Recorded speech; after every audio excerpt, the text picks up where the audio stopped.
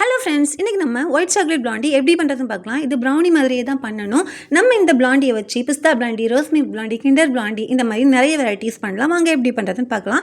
இதுக்கு 150 gram white chocolate எடுத்திருக்கேன். இதுக்கு கூடவே 70 கிராம் பட்டரும் எடுத்திருக்கேன். இந்த டபுள் பாயிலிங் மெத்தடில் நல்லா மெல்ட் பண்ணி எடுத்துக்கோங்க.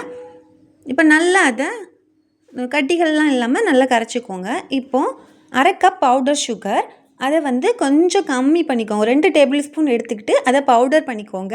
நல்ல பவுடராக இருக்கணும். ப்ரௌனி ஆகட்டும், பிளாண்டி ஆகட்டும், சுகர் ரொம்ப பவுடராக இருக்கணும். இப்போ நல்லா கலந்ததுக்கப்புறம் ரொம்ப நேரம் ஆற விட்டுருங்க. நல்லா ஆறினதுக்கப்புறமா 2 முட்டை சேர்த்து நல்லா கலக்கிக்கோங்க. இதுக்கு கூடவே அரை கப் மைதா ஆட் பண்ணிக்கணும்.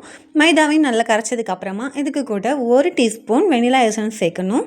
இப்போ நல்லா மிக்ஸ் பண்ணிக்கோங்க. OTG 170 டிகிரி செல்சியஸில் ப்ரீஹீட் பண்ணிக்கிட்டு ஒரு ட்ரேயில், இது நான் 7 இன்ச் டின்னில் தான் ஊற்றுறேன். இது 1/2 kgக்கான பிளாண்டிக்கான ரெசிபி. இப்போ 7 இன்ச் டின்னில் ஊற்றினதுக்கப்புறமா டூத் பிக் வச்சு ஏர் பபிள்ஸ்லாம் ரிலீஃப் பண்ணிக்கிறேன். இப்போ white chocolate, milk chocolate, dark chocolate எதுனாலும் நம்ம ஆட் பண்ணிக்கலாம். கிண்டர் இருந்தால் நம்ம கிண்டர் சாக்லேட் கூட ஆட் பண்ணிக்கலாம். கிண்டர் பிளாண்டி ஆகிடும்.